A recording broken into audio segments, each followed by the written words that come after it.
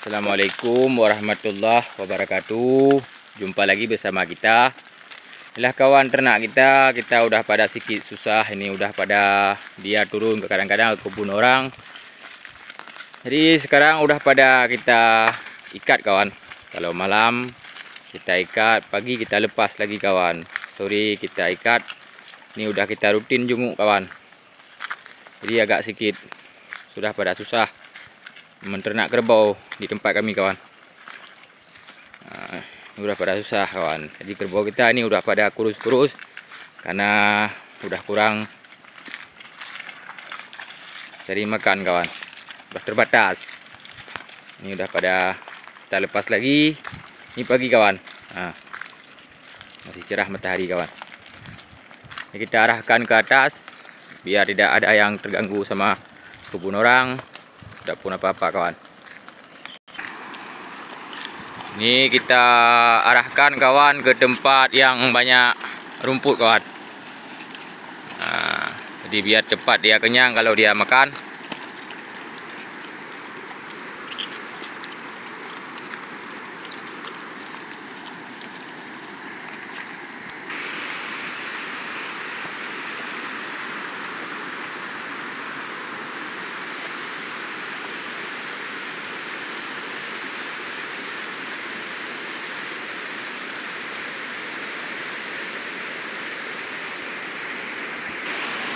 Ini anaknya kawan udah pada besar. Gemuk kawan. Ini.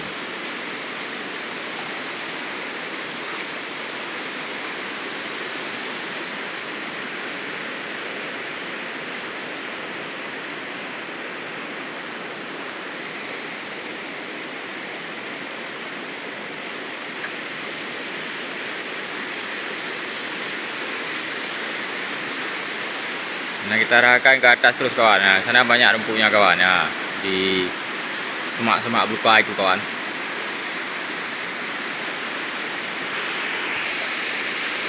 Ini kurang satu kawan. Yang besar udah tahu nggak entah kemana kawan, karena udah 4 hari dia nggak jumpa kawan karena dia berantam sama kawan. Nah, ini lagi libur kerja kita kawan, nggak kerja jadi harus kita gembala dia kawan. Ini kita arahkan ke atas sana. Soal pemandangnya cukup indah kawan. Ini sungai-sungai. Nah, bagi kawan kita yang hobi mancing cukup mantap kawan.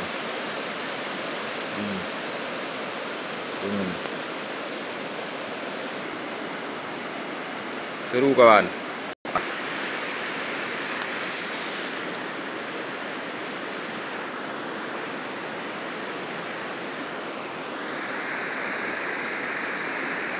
Cukup sekian kawan.